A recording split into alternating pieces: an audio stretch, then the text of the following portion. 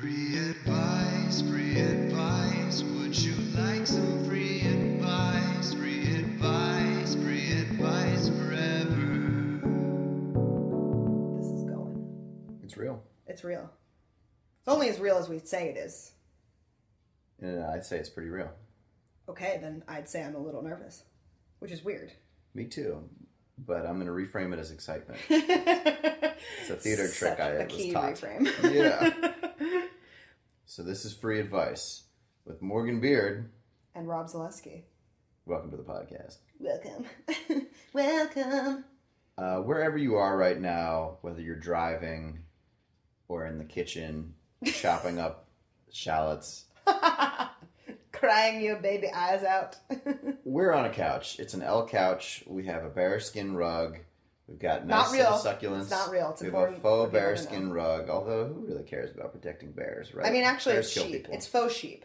It's very in right now. Faux sheep skins are very in right now. Okay, I think people are fine with skinned sheep. Just trying to set the stage Just for a you. broad stroke that people generally are fine with skinning sheep. Well, that's the whole wool industry, right? I suppose. But no, because you can shear wool without harming the animal. Oh, and so if you take the skin off, they get hurt? They need the skin. Like, you need your skin. But, like, if I trim your arm hairs and Okay. make a sweater, that doesn't hurt you. What if you just... Aren't there like 7 layers of skin? Couldn't you just take the top layer? Theoretically, but you'd have to have a very precise instrument just to get the real epi of the dermis, you know? It's 2019. I imagine that you can get just the E of the epidermis if you want to. Yeah. Just the EP. Just, like, a few singles. Okay. Okay, let's fucking TO on this. This is a podcast where we set an intention to answer people's calls for advice and Call defined very broadly. well, all right. I'll give you guys the real deal. We're going on Reddit, sorting by new, and looking for the shortest posts asking for advice that can be easily read. That's what Rob's doing. I'm and sitting answered. here. Yeah, I tried to get Morgan to participate in this, and she said that she was fine and got on OkCupid and found our friend and looked him up instead of preparing for this because I guess it's just a different approach. She thought it was more important that the table be pretty than we plan the content. Actually, What? I wanted was specifically to curate what's on the table Okay.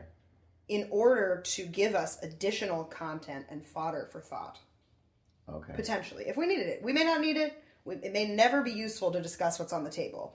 But I thought, hey, why not put something on the table that could potentially spark a conversation in the middle of a conversation that's probably going full steam anyway and doesn't need it. But yeah, I guess it's a anxiety crutch kind of being like, okay, well, if we run out of things to talk about, which when have we ever, my plant that was formerly in the kitchen is now on the table, and its name is Carlotta, and it has these beautiful spotted leaves. I've never seen a plant like this before, and I've somehow been able to keep her alive when I generally struggle to keep plants alive. Feel free to interrupt me anytime. Okay. You want me to keep going, though. So Carlotta's on the table, and she does actually this super cool thing where during the daytime, I guess when there's sunlight, her leaves kind of, spread out and fall so they can like catch the sunlight, from from whence it came. And then at night, she kind of folds her leaves upright a little bit more, closes herself off to the elements. Maybe she gets cold. I find that fascinating. It has to do with the absorption of sunlight, I'm sure, and conservation of energy, I'm sure. Yeah, we're not here to give science advice because that's not our expertise. I'm an expert in a couple realms of science. Oh, what realms? Well, I have a psychology degree from Duke University. I did not know that your major was psychology. Well, Mine wasn't. yeah, well, now you know. I'm not sure what yours was either, so... Visual and media studies. It's very broad. I knew that.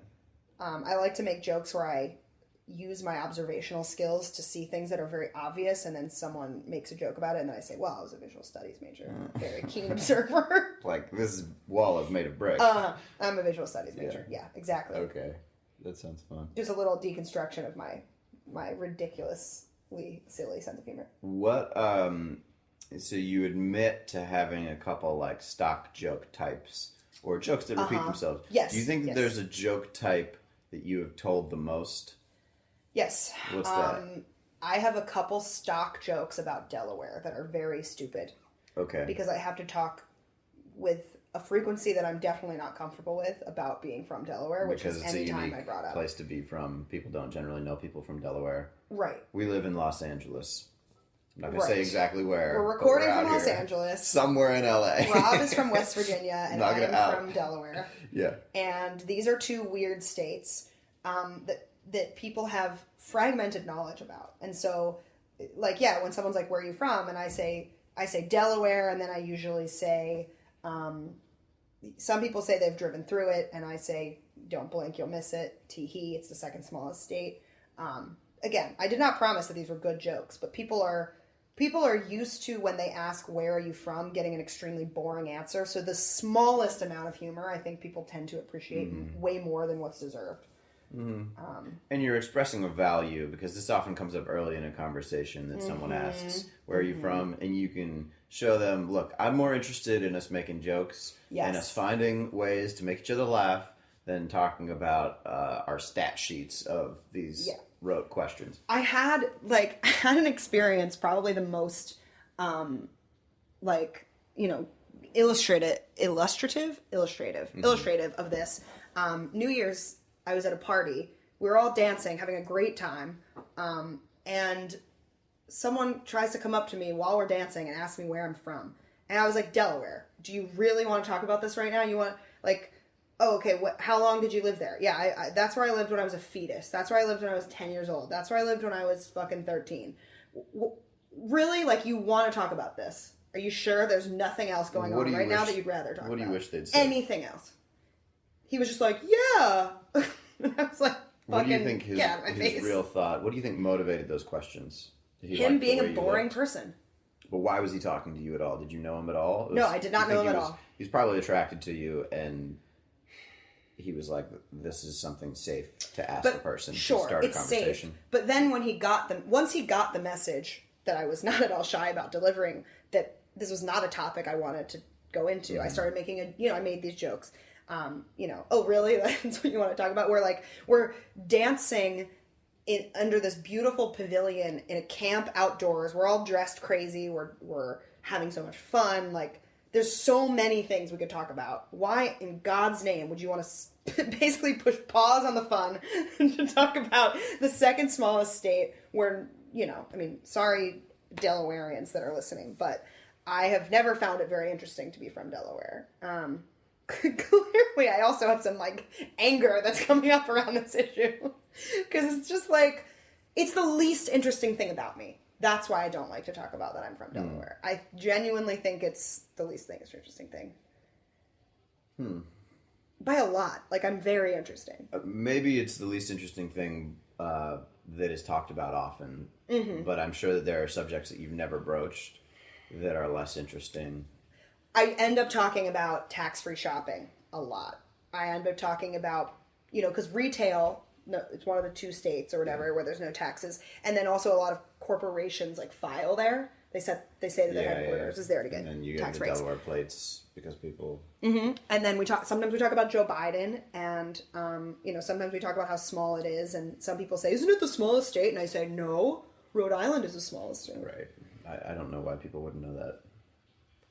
Look, not everyone can know everything, and that's why the we're first here to give them state. advice. That's what's It is the first state. number one chronologically. Number one chronologically. Another joke I make is, "So what have you done? What have you done for me lately?" So I don't stupid. understand that joke. We were the first state, and that was a very long time ago. So I say, "What have you done for me lately?" Addressing Delaware. Addressing Delaware. Not Correct. the person you're talking to. No. Okay. What has that person done for me lately? Bring up a boring topic of conversation. But anyway, so some free advice for you guys. Don't ask me about Delaware, because it's just nonsense. Bless you, my dear. We're going to have to edit that out. No, we're not. Yeah, Why? we are. I don't want to be sneezing on this podcast. Why? Why? Just a huge sneeze. Have you ever heard someone sneeze on a podcast? We could be groundbreakers. We could be pioneers. That's not the thing that I want to innovate. That's not how I don't want that written on my tombstone. Well, then say something better than your sneeze, which I feel you're fully capable of. Okay, here's something. Okay. I prefer to say Gesundheit as a way of getting God out of the etiquette for sneezes. I do. I always say Separation Gesundheit. of church and sneeze. Yeah. Really though, like it's weird that people who otherwise never bring up God are That's not say true God because bless we you. use the Lord's name in vain all the time. I don't. What? You don't- Like God damn it? Yeah. I don't say that. All right. Well. I say Jesus Okay. during sex sometimes. I don't know where God that came comes from, a lot. Yeah. God comes a lot. but I don't really A lot. say God during sex. Oh God, I don't do Well, that. definitely don't say it like that. That's my Big Sean impression. Oh God. No, I don't. I say do that. fuck a lot. I say fuck too. Damn. I say yeah. Damn. Yeah. Ooh, I give him some oohs. Ooh is good. Ooh and mm. Oh, I actually say God damn. I say like I do Yeah. say God. Yeah. Okay, I don't do that.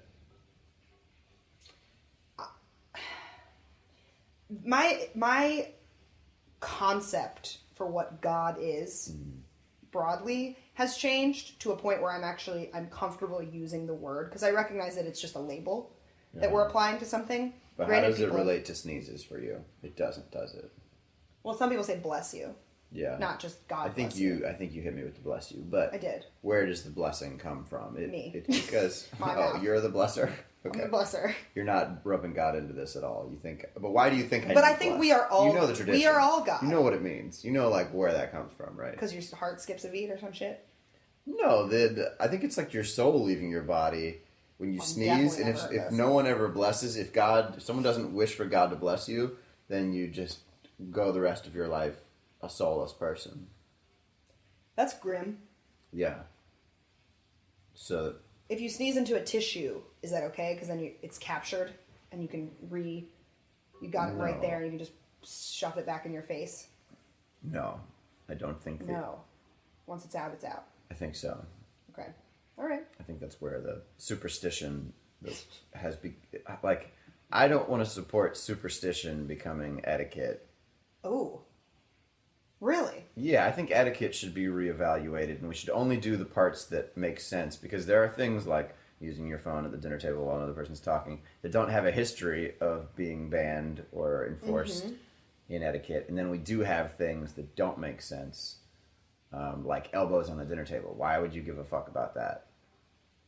But some people will. I wouldn't know. Well, traditionally, that's one of the things you're taught is Right. don't put your elbows on the dinner table, and then you're not taught the phone etiquette, the newer things that don't have like this lore. We surrounding weren't them. taught.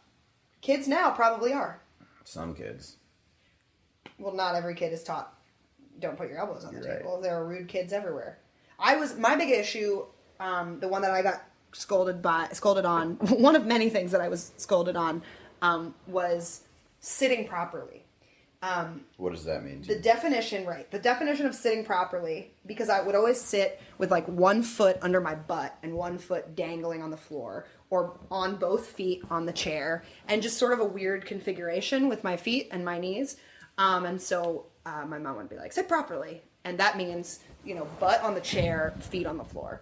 And I don't think there should be a proper way to sit. What about posture and the mind-body connection?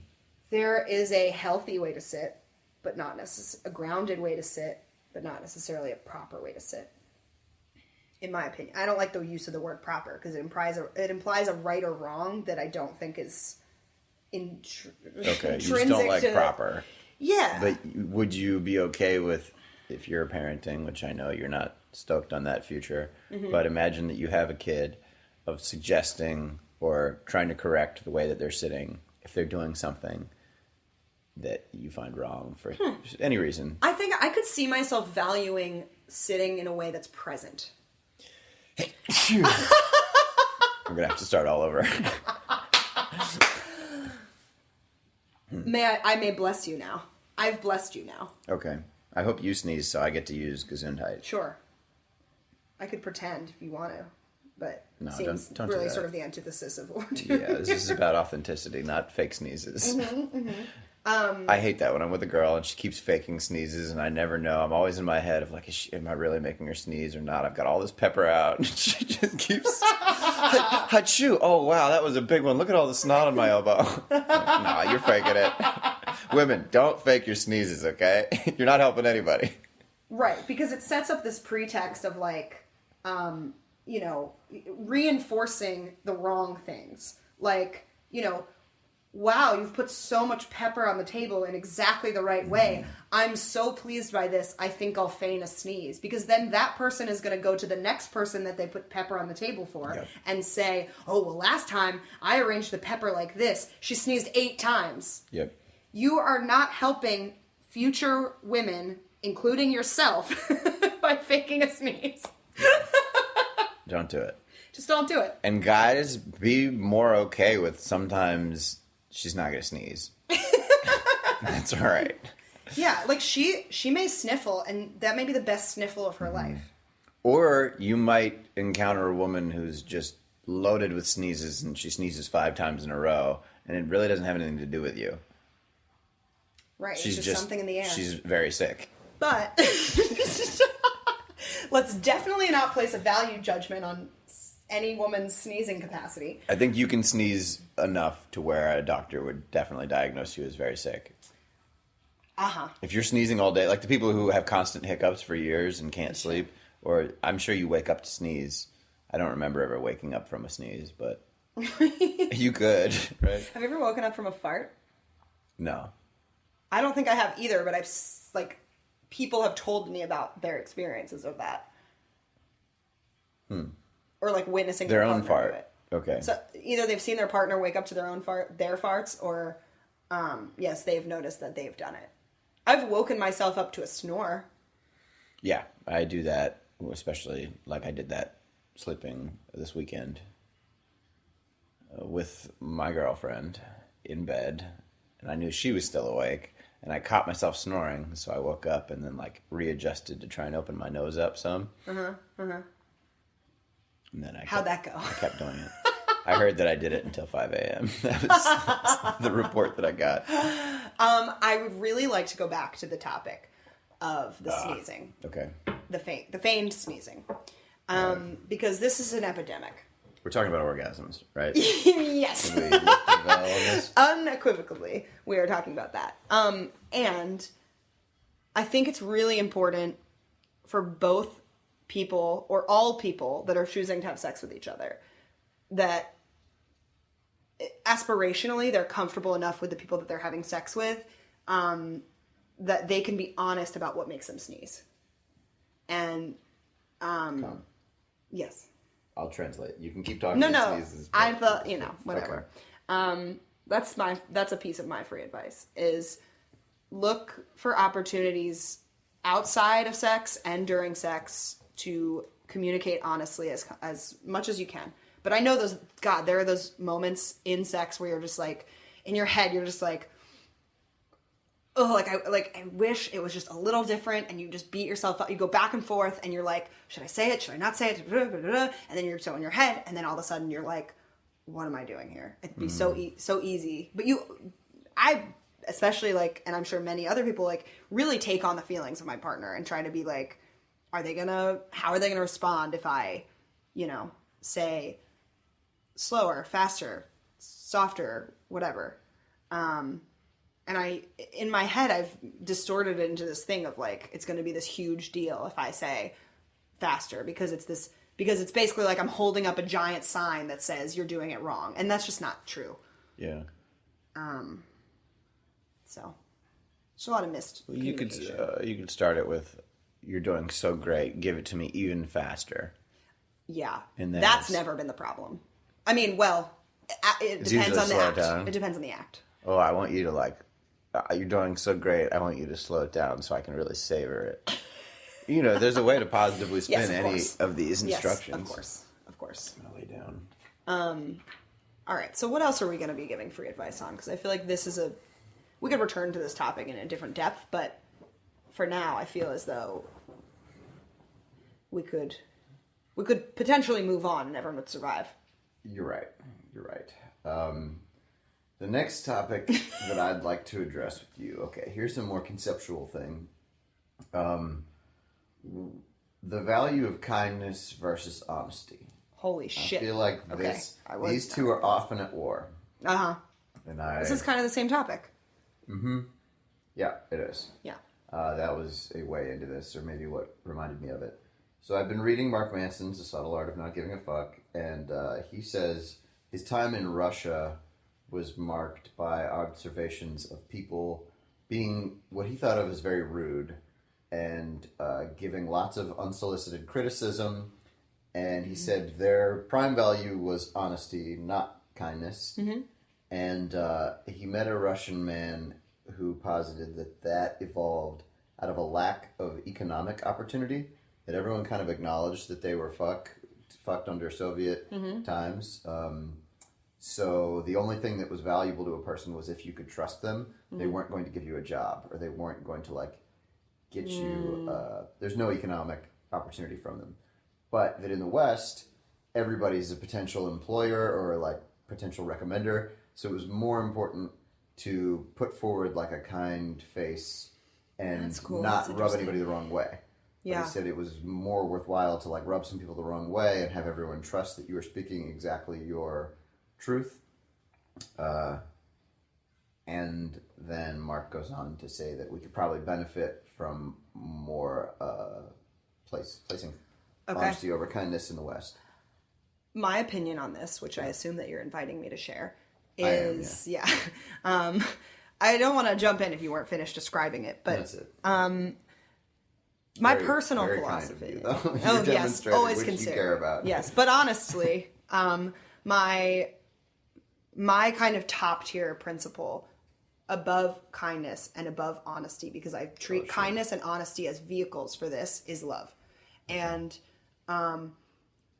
I try to be really conscientious of what is going to look like love to the recipient. Okay. Not everyone is going to be maximally loved by a kindness, and not everyone all the time is going to be maximally loved by honesty. And so for me, I'm constantly surveying and doing looking at you, for example, and thinking, will it benefit him? How can I show him the most love in the way that he needs it potentially right now? And some of that is asking people, because a lot of times we fucking go around doing shit all day like martyrs and never bother asking anyone what do they actually want from us. But that's a whole nother topic. But if I want to show my love to you in a moment where you are feeling down, you may need kindness. In a moment where you are wanting to be challenged, honesty might serve you better. And so I'm labeling that as love, or demonstrating that I care about someone. I don't think there's always that kindness always trumps honesty, or honesty always trumps kindness. I think that you have to kind of defer to the recipient. It's like love languages. Okay. It's like, what do you want out of this situation? Let's then take it to the interactions with people that you don't know yet and aren't sure where they fit into your life, Kindness. or if they do at all. Then it's Then kindness. kindness. I think that's the Western value that that Mark is trying to fight against. I don't think it should be to the exclusion of honesty. I don't think they're mutually exclusive. I'm not going to walk up to someone and give them a compliment that is not honest to my experience of them. But if I look at someone and I genuinely, this happened to me the other day, I'm practicing how do I give more love to feminine, because I tend to be more attracted to masculine. I'm a heterosexual woman, cisgender woman, and white. I just want to make sure I put all the adjectives out there. So you can tune out now if that's a turn off for you. You know what you're getting. We're both white. Sorry. I was choosing to reserve that information. Yeah, well, when our faces are in a thumbnail, it's going to be much harder to reserve that information. I was going to go blue or green or some Sure. color that... Okay, we can tint it. Yeah. However, society experiences us as white. Men at the club tell me I look very exotic. I used to get that If too. I am something else too. Yeah. Yeah. Sometimes people assume that I'm Russian. Sometimes people, it's all over the goddamn place. But I'm like, no, I'm from Delaware. Let's talk about it. Good one. Thank you. That'll make the trailer. Well, but it requires so much backstory. We'll put the whole 5 minutes, your intro monologue, Yeah. and then have that callback. Like, amazing callbacks. Here's what you can count on from Yeah. free advice. Great callbacks. What in the goddamn hell was I saying? You were saying people know that you're white and trans, or whatever you are. No, I'm not trans. That's the opposite of what I was Morgan saying. was born with a dick-sized clit. And her mom I've got heard that it's small. Your clit? Mm-hmm. Anyway, I don't remember. so Rob and I have had sex one time. Yeah. Okay. Clit was not notable. I by think its that's what you size. want. I think you want a not notable. I love big clits. I might Oh, okay. be a little gay. I like it. You know what I like in a woman? A big old clit. Big honking clit with two dangling nuts beneath it. She can piss out of, smack me across the face and gag me with. Type of clit that she doesn't get juiced up or lube herself until she's fully coming and it's splattering across my face. Back to whatever it was that we were talking about. I don't Yeah. even know. You were saying that kindness yeah, And honesty, not being mutually exclusive, and then something about me being a white woman. yeah. I was getting lunch the other day, and a woman walked by, and so I was I try to overcome my fear or just resistance to showing other women love or kindness in this situation and honesty. And I didn't try that hard, but I just looked at her and I liked her outfit, and her skirt was like particularly fashionable. I thought fashion forward, and it's sort of an aspirational thing for me to dress more fashion forward and more feminine. And so I genuinely recognized that I liked her skirt. I liked the way she was wearing it specifically. So we kind of made eye contact, and I said, "I love your skirt." And that's it. And it was kind, and it was honest, and it was love. That's a super teeny tiny example. But it doesn't, I think honesty is definitely undervalued in our culture. I have a lot of opinions about, the ways that we compare ourselves to these false ideas about our peers based on, how we curate our lives and all that and blah, blah, blah, blah, blah. But, so I think a higher dose of honesty is definitely useful, but I don't think we need to specifically rub salt in the wound of it. I think it can also be kind. I think kindness is important.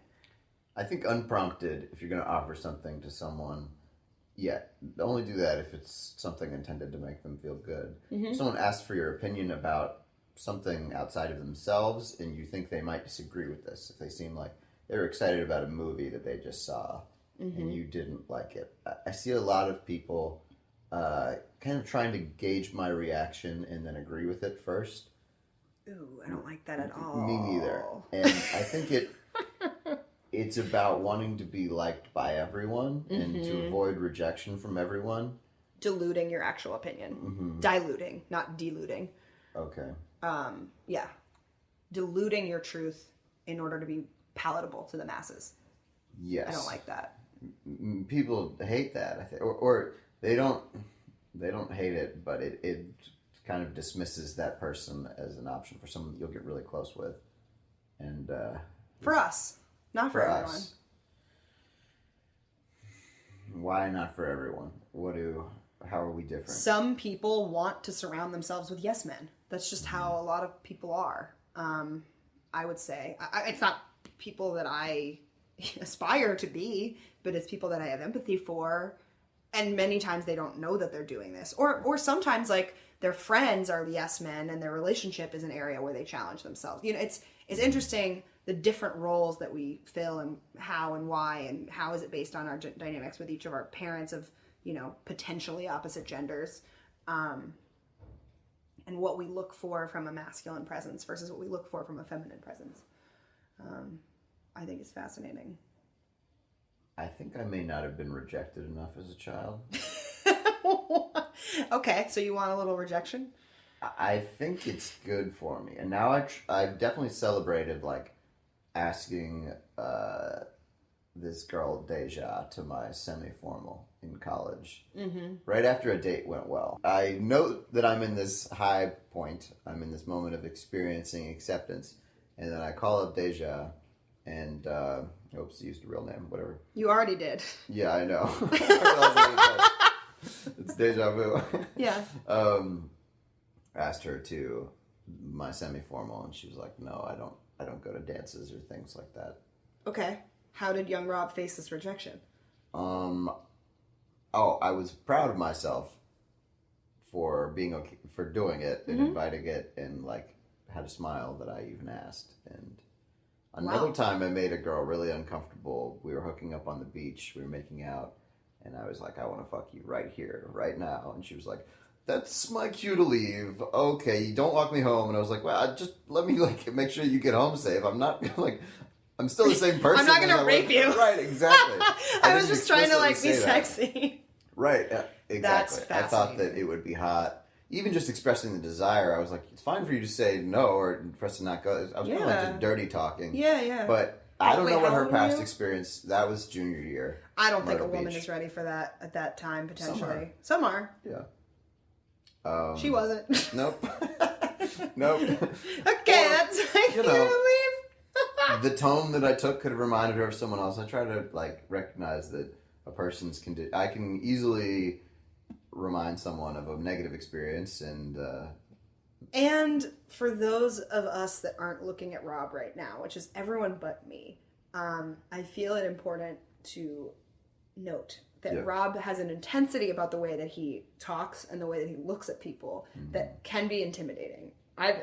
As someone who has been in a romantic relationship with him and a long-running friendship with him that has since gotten extremely close, like, it is a prominent feature of knowing Rob is that he's intense and he expresses himself honestly, and that can be intimidating.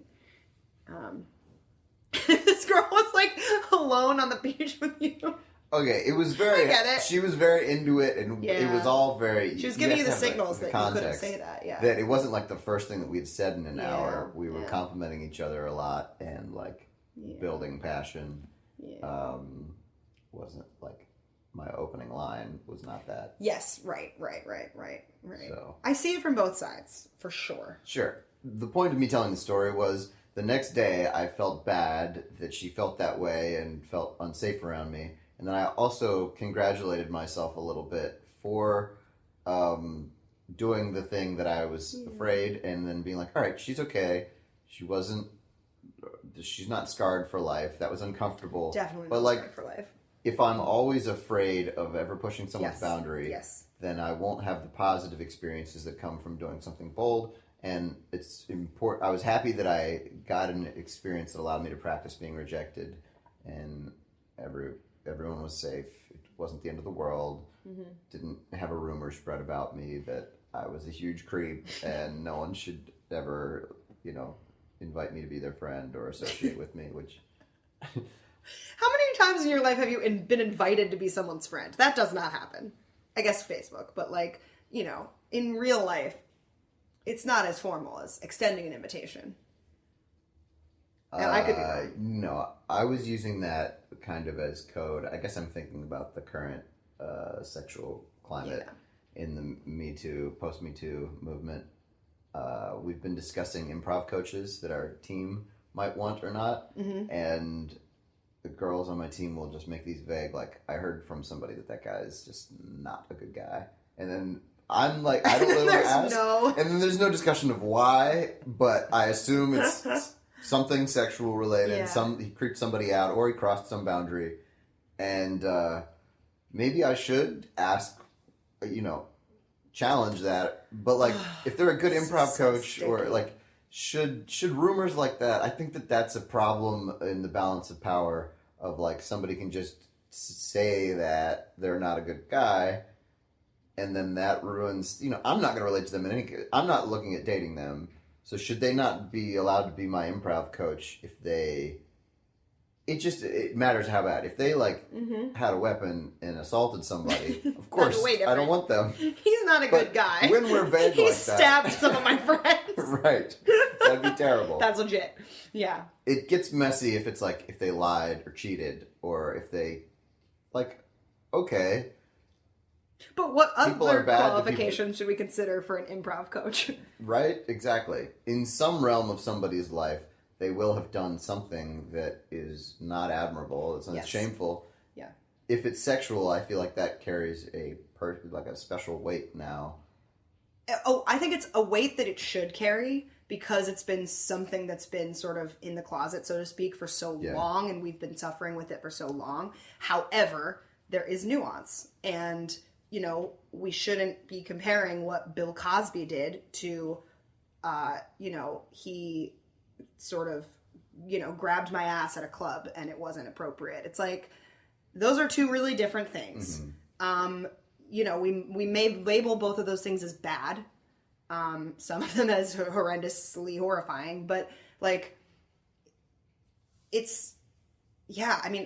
we are and we aren't the sum of our actions. It's dicey. I even feel uncomfortable commenting on it at all because it's so Same. yeah. I But assume we have anything to. that I say is just going to make me look like a red pill male apologist, and so I tend to avoid it. Yeah. And I'm even uncomfortable.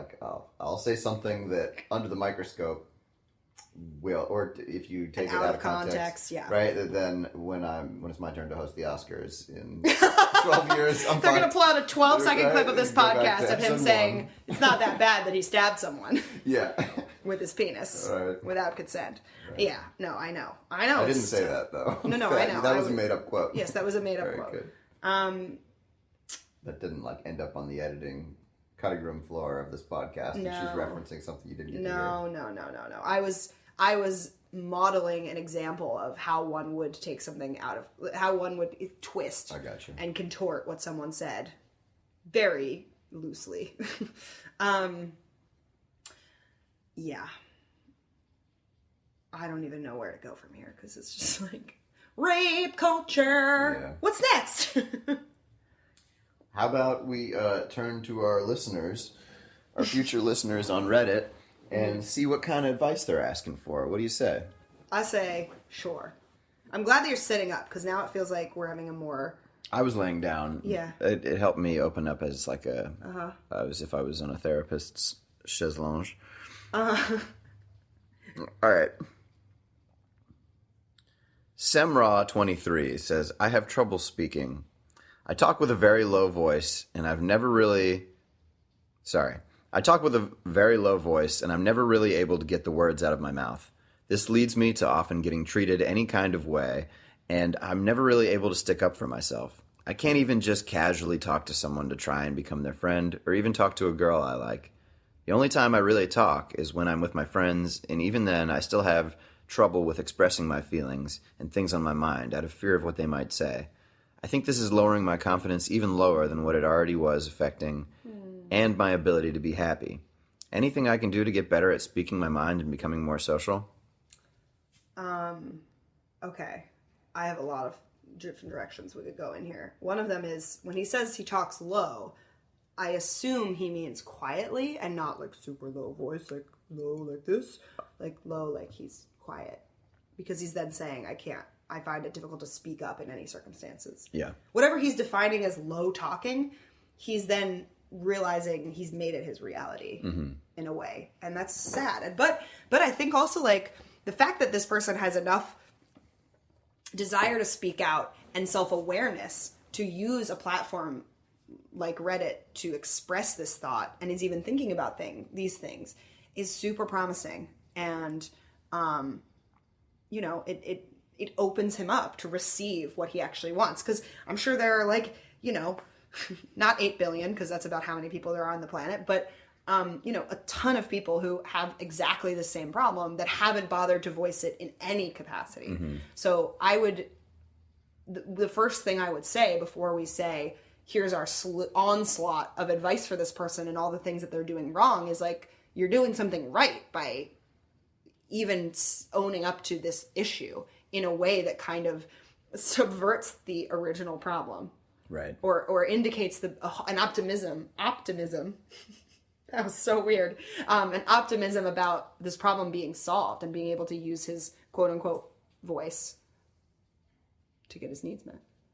Yeah. I relate to this guy. I find myself in that We situation. know it's a guy, regularly. right? He said even talking to girls, it could be I guess it could be a girl. could but be a lesbian who has trouble finding her voice. I think we have to assume. I think we're gonna have to assume it's a guy. We It's a both read guy. it that way. It's a guy. Okay, it's a guy. Whatever. It doesn't really matter. Yeah, we can all relate to this problem. Your dick's not going to be a part of the treatment. Or your puss, whatever you got, person. Semrod big 23. Clit dick. Your giant clip. You click. Yeah, I feel this way when I'm uncomfortable that anything that I could say will just sound stupid to the people around me. And I think it helps to give yourself permission to say something dumb. It often comes after I'm judging other people for, oh man, they're just saying the most banal, uninteresting things. They're like super predictable. Nobody's really being that real. And then I judge my own thoughts in the same way. Which actually, I mean, I actually find sometimes that's very motivating and inspiring when you notice other people around you are doing things that are just as dumb and silly and, you know, unworthwhile as what would come out of your mouth. And then you go, you know what? I think I can bother to speak because none of us are perfect. Yeah. That's helped me with tons of things at different levels of my existence. I agree. Yeah, recognizing the flaws in other people. And then once you know that that's powerful, if you want to help other people, you can talk about your own flaws and acknowledge them for them. So then it's like, everyone breathes a sigh of relief. I'm not the only one struggling with this. Yes, we are all vulnerable.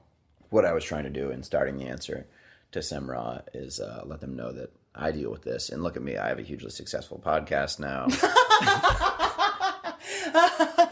I voluntarily listen to myself talk for hours. Yeah. Morgan laughs very hard at my jokes. And she's a girl. She's a pretty girl, too. I know that's the type of person that you said that you have had trouble talking to. So it can get better, and it has for me. In terms of practical advice, I would get used to talking to yourself when you're alone. Maybe you have a car. This is a great time that you can talk. I love freestyle rapping. It doesn't have to sound like a rapper. Don't start with that, though. Why not? Young Samsa, or whatever his Or name singing, is. or just making That's gibberish a tough noises. one. Yes, Getting gibberish comfortable with your voice Yeah. sounding bad, or just not judging it, just letting out strings of sounds and practicing like, oh, that feels good when my throat vibrates because I'm making sound. And I think, like, the reason that I came down on your suggestion of freestyle rapping is because that's something that's extremely difficult. It's like a level 10 of this problem. And so I wouldn't want him to think I have to start with freestyle rapping. Difficult to do well, but if you're alone, the point isn't to make something awesome that other people are impressed by. It's just to practice opening the valve on your brain and letting your tongue work. I would also, since you specifically said that your problem was low talking, like I would experiment speaking at different volumes and using your voice in different ways. So like start out talking really low and then see what it's like to get really loud and like, you know, play with your voice. Instead of getting so in your head about what is it going to sound like? How is this person going to respond to it? You know, and I think that's why Rob's point of like doing it alone is a great place to start. Just getting comfortable with hearing things come out of your mouth. And I don't know what your background is, but like a lot of us were told, you know, verbally or non-verbally to be quiet, to not make noise when we were kids. And so that you could be dealing with a lot of extra baggage about when is it appropriate for you to make noise. And I would just encourage you to say to yourself that, just like Rob said, I am allowed to make noise. In the same way that you would look at someone else and go, they're allowed to say what's on their mind. I'm allowed to say what's on my mind. And a problem that I have sometimes is like, I will speak, you know, without thinking. And then my anxiety will hit right after I speak or right after I text someone. oh my God, should I have said this? Should I have done that? Blah, blah, blah, blah. And I end up going crazy until that person responds. And then the person responds, and often the feedback is fine. And then it's like, oh, okay. It was just my fear kind of like just running absolutely rampant. And the fear is often so much worse than any real world result that we get, unless, we have an experience that's really traumatic, in which case our worst case scenario came true. And so of course you're going to be terrified that that's going to happen again. But this is a really powerful issue for like exposure therapy. Just experiment with little ways where you can speak up. If your problem is you're speaking low, speak high. Practice it in small, low stakes ways and build up gradually as you get more comfortable. And I think posting on a forum about it you're already doing that. Like you're already, making space and letting people hear you and inviting responses, which is so brave. I think another of the issues might be thinking that what you say has to be great. Yeah. I think 95% of conversation is pretty predictable stuff, and how you say it is more important than the actual content. Just giving a person a nod while you're saying it could be gibberish, and a lot of times people would think that they just misunderstood you, and it's really about the tone of voice that you use and the facial expression, your body language when you're saying what you're saying. I've heard this for dating advice. If you have trouble talking to girls, a lot of guys will go to pickup lines. Like if they have the perfect, really, like some girl is just going to be swept off her feet by like, wow, that was so clever, that wordplay that he used, or that thing that, and hi, my name is Rob, what's yours, can be a great pickup line if it's delivered with true confidence, willingness to accept rejection. And candor. Yeah. Like your timing and your self-presentation is more important than what you actually say. But don't get too anxious about those things either. Yeah. I think what you're commenting on is like the presence in a full-bodied way with which you show up, and all the nonverbal things that you're communicating are also sort of threads in this tapestry of how you show up in the world and how you converse and how you relate to other people. And I think that, you're noticing this one particular aspect of that tapestry, and perhaps you're giving it an importance that it may not deserve, because, we are often taught to zero in on our most vulnerable place, what we perceive as our biggest flaws, and just only consume ourselves with that. So I would challenge you to brainstorm, what are the other things about the way that I show up? And what's great about that? What's not even great about that? What is it like when I show up? And you can interview your friends, like interview people that you're close with, do some market research of like, what do you think of when you think of me? And you can kind of take note of what are the things that you like about how you're perceived, what are the things that you are aspiring to move away from about how you're perceived. But sometimes, our own worst vision of ourselves comes from us. And so bouncing off of people that know us well, or even people that don't, but, people that have a more balanced perception of yourself than yourself, which is often most people, can be helpful. That's a lot of free advice. Yeah. I've been thinking about how when you get back from a foreign country, when I get back from a foreign country, Sure. I'm often just shocked that we all speak the same language here, and how cool that is, that there's this like built-in, people that I've never met, I can count on to think of a tomato when I say tomato. And we're both picturing that red fruit. Roundish. Yeah, fruit. Yeah, fruit. Yeah, no, we all agree that it's a fruit. We don't need to debate that. I'd say in our circles, You wanna because we debate hang out with smart people, that we do, but most people would call it a vegetable. If you took a poll. So I didn't want to like divide. I realized that's a pretty divisive one that I just picked. And you just explained it in a way that makes it more divisive. Yeah. People are going to be turned off by that, definitely. What a snooty snoot! That's fruits and avocados are the two. Yeah. Sorry, tomatoes and avocados are the two fruits that people are like.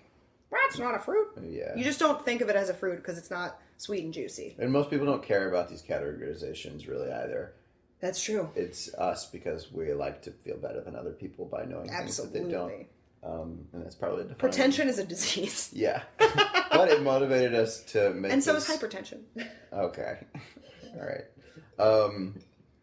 So maybe if you go to a place where people don't speak your language and you're tested to try and communicate that you have to go to the bathroom or whatever information you need, you'll recognize there are lots of ways to communicate beyond just sharing the language. And then, it's so liberating when you're back in a place where people actually do use the same words to reference the same ideas. How cool that is. Yeah. I always feel like if I'm in a foreign country and then someone else speaks English, great, what a relief. There's so many things that we can talk about by contrast to all of these people that I have such a limited, I know how to say like 5 things to. And then when I'm back in the U.S., it's like, oh, wow. The world is my oyster conversationally with these people. Mm-hmm. Yeah. We really do. I mean, it's something obviously we take for granted. And I think it is, oh my God, we can talk about, the classic white man, learn English or get the fuck out. Like that is just like, ugh, so ignorant of the way that our country is evolving, in my opinion. Participate in this evolution. I feel we've leaned heavily on the advice and the psychological learnings in this particular podcast episode. We've leaned a little less heavily on the comedic value. So now it's time for each of us to tell a joke. Oh, fuck. When people ask me about being from West Virginia, the joke that I often tell is it's not like what people expect. I don't just have unprotected sex with my sister. You wear a condom. I don't say that part. Oh. It's subtle. So it allows me to check who's listening carefully to the words, because a lot of people just nod along and don't pay attention to the unprotected part. But then when someone does go, like, why did you say unprotected? Or do you wear a condom? I don't understand. Mm-hmm. Then I'm like, it gives them the opportunity to be a hero. A hero. In your joke. Yes. That's beautiful. Exactly. So I like to slip in little games for myself of an extra word that changes the meaning, but you say it in a way that makes it sound like the opposite of what you're actually saying. Rob is a big Easter egg planter in the way that he doles himself out socially, which is greatly appreciated. But for Sem Ra, back to your problem, it can also, if you value that so highly, you can think that everything you say or everything that you write has to have this additional layer of meaning that for it to even be valuable or even be worth hearing. Yeah. And that can hold you back from, it's held me back from releasing songs or writing stories, comedy sketches, because I'm like, it has to work on all these different levels because it could. So I need to like jam all this stuff in there so that if someone wants to analyze it, they'll be impressed. And that's, I think, maybe the heart of both of our problem when we have trouble speaking up is like this need to impress people, that it has to be really, really good. It can't just be like a forgotten passing phrase. It has to be something profound. I used to have a rule for myself that I could only open my mouth if something was going to come out that was in one of the following categories. Okay. Entertaining, like, valuable in terms of, information that someone should have. Maybe it was only those two. It was like, because I used to have the same thing of like, I better not bother fucking speaking unless someone else is going to get a lot out of it. Because that was the messaging that I got as a kid. And yeah, I mean, when I look back on that version of myself, it's heartbreaking. And also like still close to home, but I do censor myself significantly less than I used to. Can you think of a way to... I, as an adult now, understand that kids often are annoying when they talk. They are. Like, I want to fix this problem. I want to Yeah, give kids... I think it's a problem that... What's the Neil deGrasse Tyson quote? That we teach kids to walk and talk and then spend the rest of their lives telling them to shut up and sit down. That, like, we give them these skills and then immediately tell them to not do them.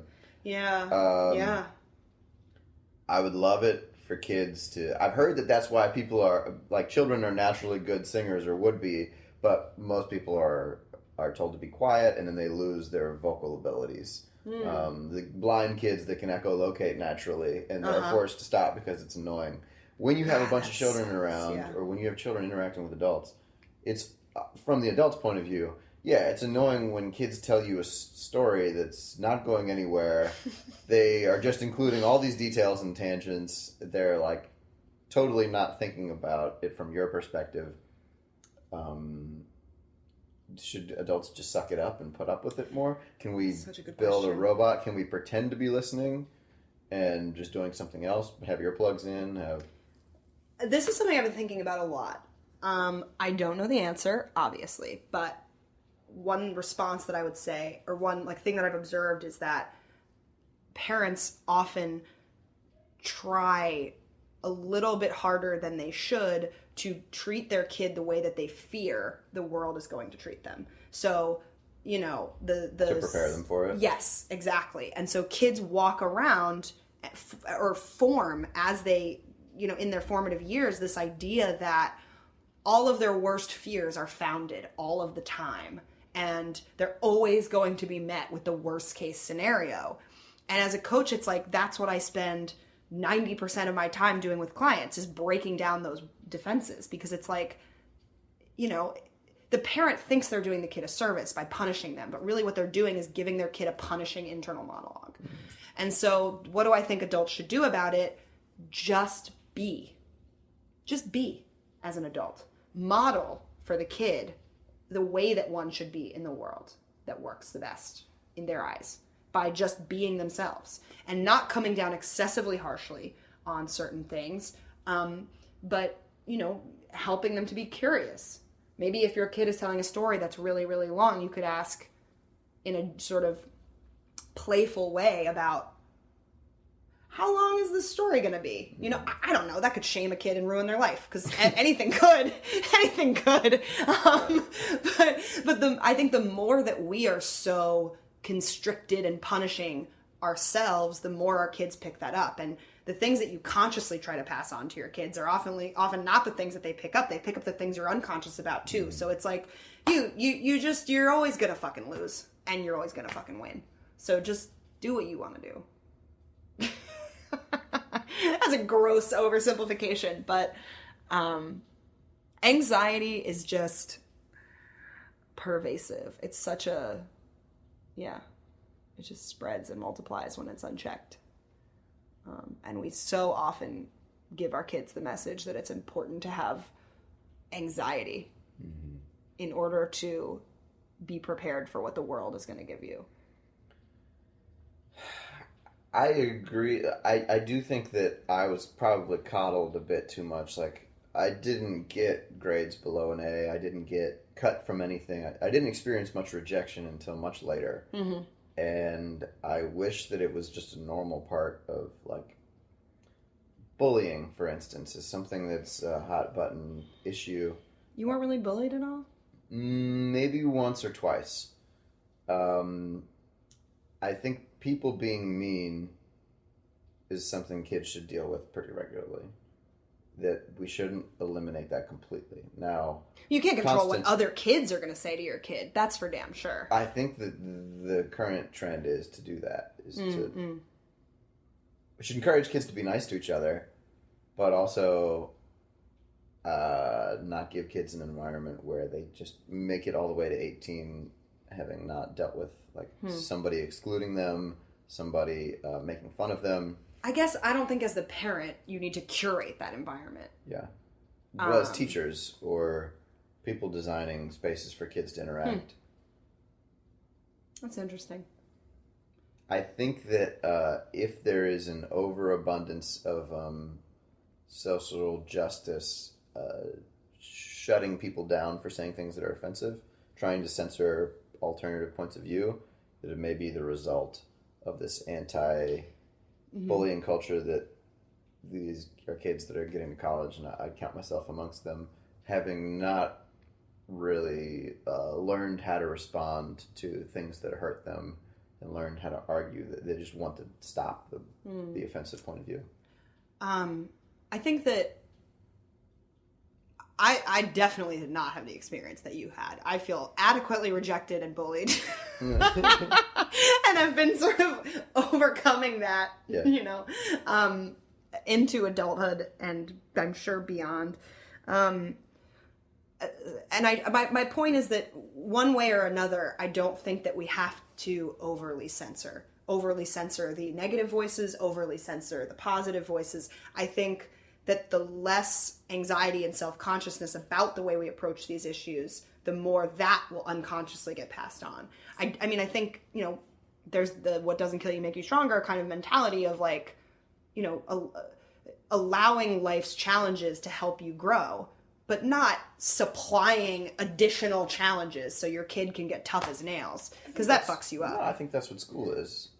Right, sure. Kids need stressors, kids need challenges to grow. That's, I think we've created it. We could just have kids in comfortable, like, TV rooms all day with all their meals provided. And no, I'm certainly not advocating for that. We teach them to run and think harder than they want to and stay up a little longer and introduce themselves in situations where they don't want to talk to other people, make them tell the team that they're quitting the team. Challenging our kids is different than intentional, like, excessively punishing them because they think that, like, for example, I was yelled at and punished for spilling milk. Yeah. Literally milk, because I was forced to drink milk every day with dinner until I was 16. Until I could legally operate a vehicle, I had to drink milk with dinner. And I would spill it completely accidentally, obviously, and I was punished for that. What in the goddamn hell is that supposed to prepare me for in life? Thinking that my accidents are all my fault? That's horrible. And of course, now I understand what it reflects about the people that were punishing me for that, because it made them uncomfortable when I spilled the milk because it created a mess that they then had to clean up. So they wanted to yell me into not doing that. Sure. And with that comes an unconscious attribution of every single thing that's bad that happens is my fault. Of course, I don't have to interpret it that way, but as a kid, you often do. And you say, oh my God, when I make a mistake, love is removed. And I better not make a mistake for the rest of my goddamn life.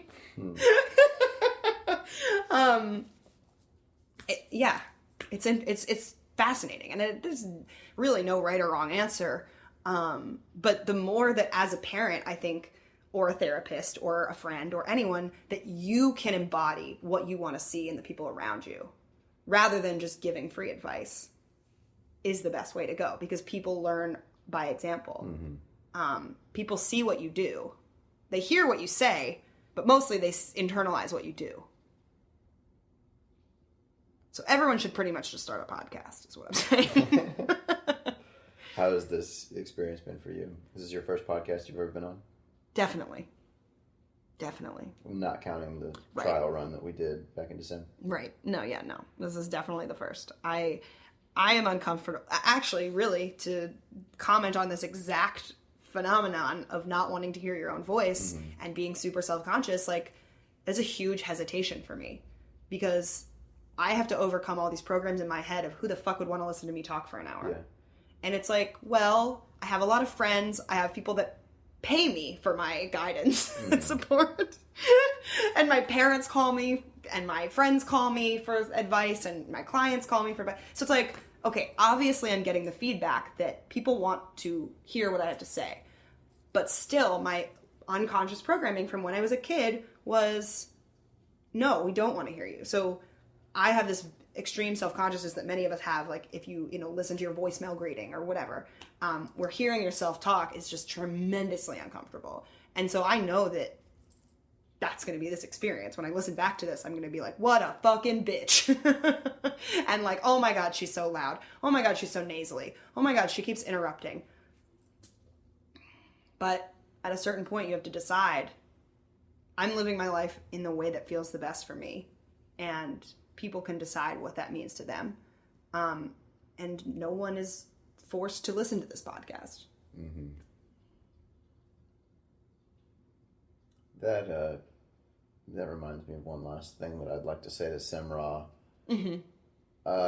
When something strikes you as scary, potentially threatening in the moment, talking to a person you never spoke to before, I've found it helpful to remember death. I have. I think I'm going to die and be forgotten very quickly. Very soon that'll all happen. Do you want to plug that app? Oh, yeah. So there's an app called WeCroak that reminds you 5 times a day that you're going to die. Just gives you a little notification and then offers you a quote about the impermanence of everything. And when I remember that, I often am emboldened to, okay, well, I'm only alive for a little bit, so I might as well try talking to this person if I feel like it. It's all going to be erased soon anyway, and none of this will have mattered, so then I won't have to dwell on whether I made the wrong move or have a regret about not doing this. So just remembering that I'm going to die takes some of the sting out of my worries of rejection.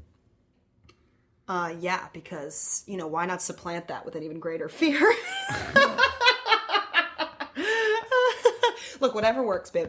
Whatever works. How would it make you feel to think about dying? I think about dying all the time. Does it make you more scared to connect with people or take risks? I think it makes me less scared of doing things that I'm afraid of. Yeah. Like, well, I'm going to die anyway. Yeah. Well, I mean, that's all that, like, deathbed shit, like, people who are like, well, I'm going to die in a week, or, well, I'm going to die in a whatever. So when those people are asked, what are your regrets about the way that you lived? It's like, I didn't give myself enough permission to do the things I wanted to do. I should have just done this. I should have, like, the more time that you devote to asking yourself if you should do something, the less time that you have to do it. And I recognize that that's, can be a potentially anxiety-inducing thought. But when you have all of the patience in the world for yourself, you have, like, infinite time. So, don't rush through your life, but don't get so terrified of taking a step in any direction that, the same thing happens. Yeah. It feels like a good I think so. time to quit. 80 minutes is the average commute length in LA. So. Are you sure about that? Did you look it up? You're just getting to work now. If you're coming from West Covina to where most people work in Malibu. Where most of everyone works. You know how the bustling urban metropolis of West Covina. Yeah. Yeah. So thanks for tuning in, guys. We're going to be back next Monday. We'll record another one and release these whenever we get around to it. We'll see if this part makes it in. Yeah, and, we welcome any free advice from you guys about what you think of our podcast. And in the same way that we reserve the right to say, no, we're not going to do that.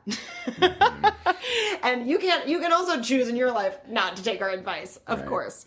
But, I think that hopefully you've seen something here that you're interested in coming back for more. And, we hope to show you more of the things that you want to see. So we welcome your free advice the same way that you welcome ours. Yeah, we do. So leave the comments, like, subscribe, share, rate, review, all that shit. Do all the shit. Click a bunch on your screen. just actually blindfold yourself your and eyes. just let your index finger go fucking willy-nilly. Tap your monitor, whether it's a touch screen or not, and see what clicks. That's engagement. Blow on the phone. Yeah.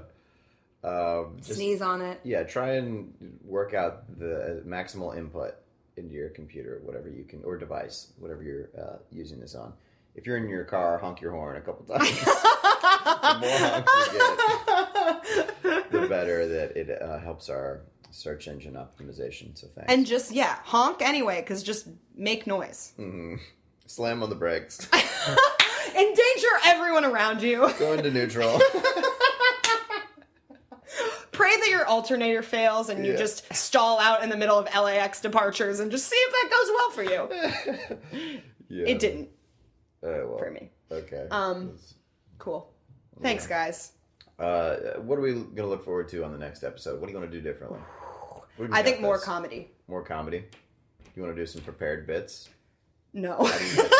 Should we get high? I think we first? should get high. Next time, more weed. Next time, more weed, more giggles. Yeah. But you tell us what you think would be great. I love the going to Reddit straight to the source, reading someone's unfiltered words, and specifically talking to that person, and in a way talking to everyone. I love that.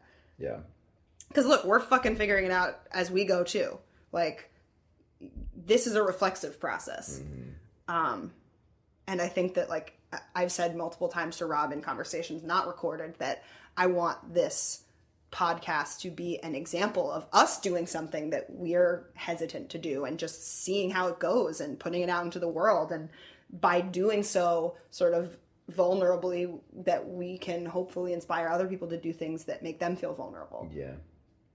I think one of the prime values that this podcast represents is quality friendship and communication. Really, we've this is a good friendship that I didn't have at all points. And if there was a younger me listening to this, I might view these two people as role models of, oh, that kind of sounds like me. And I could have friendships like that if I keep approaching people and keep relating to them. With and talk honesty, about kindness, and love. Yeah, the way that we talk. Honesty, kindness, and love. And a sense of humor, a lightness to it all, an interest. A willingness to be wrong is important. Yeah. It is. Because we're wrong so many times. Yeah. So you might as well get willing. Right?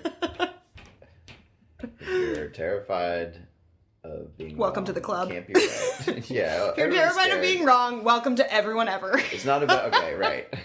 You have to be scared to be brave. So Yes, it's not exactly. about whether you're terrified or not. If you let your terror paralyze you from doing something that might be wrong, then you don't get to be right either. And it's better to be right 1% of the time than have 0 trials and never be right.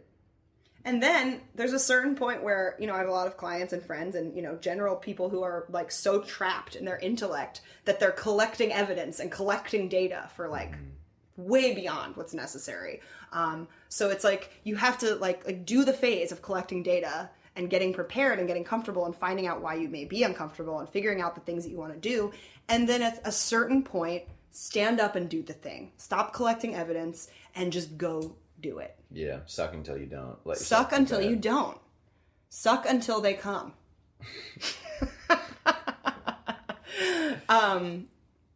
Just try shit. Yeah. Cool. All right, guys. Love you. Thank you for listening all the way through. We're going to get in a quick word from our sponsors. Then we'll be done. But to start making the big bucks. Well, we got to pay for the batteries that we put in the microphone. Somehow we got to cover these costs. I mean, I already paid for them because I ordered them from Amazon in a giant container, but, yeah. Well, we've got a lot of opportunity costs. Time out of our days. That's true.